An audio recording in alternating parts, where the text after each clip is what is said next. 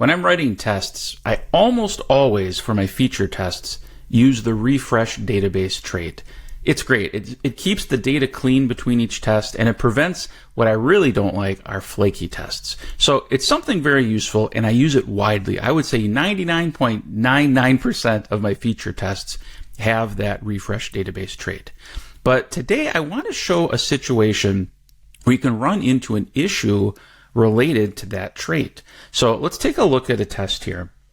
And this is a very simple authentication test where I'm creating a user and then I'm going to log in as that user. So here I'm using a factory and I'm creating it, and I only really care about the email address, right? For whatever reason, that's what I want to test. Now, you'll notice I have a breakpoint set here. Now, I know this isn't like a lot of people in the Laravel world say you never need to use Xdebug.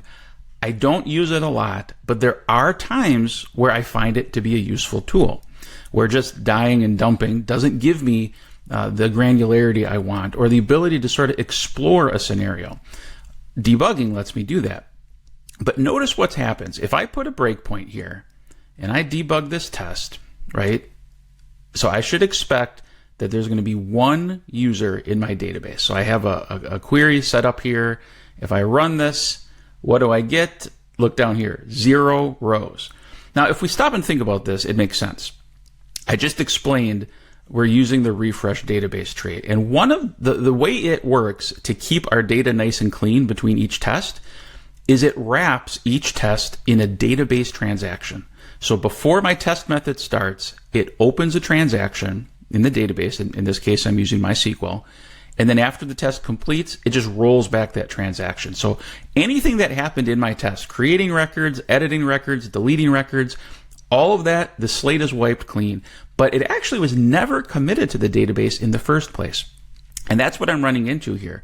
This query is coming from outside the context of my test. I happen to be using a database editor in PHP Storm, which is also where my test is running, but it doesn't matter. It's still outside that context. And it certainly would be outside the context if you're using MySQL Workbench or Table Plus or, the MySQL command line tool.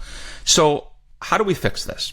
This is what I want to show. If I just insert one line here, and I'll explain what this line does, but this will solve the problem. So if I rerun that query,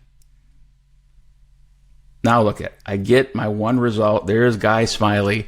Everything is good. So what's happening here? This transaction isolation, this is a MySQL setting that lets me override the default behavior of how queries work. By default, queries do not read data from uncommitted transactions. Like, that's a safe default to have in place. That's probably what you want in almost every single use case.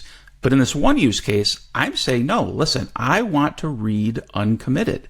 So by setting that, it lets me peek inside that open transaction in my paused test in the debugger and query the data inside of it.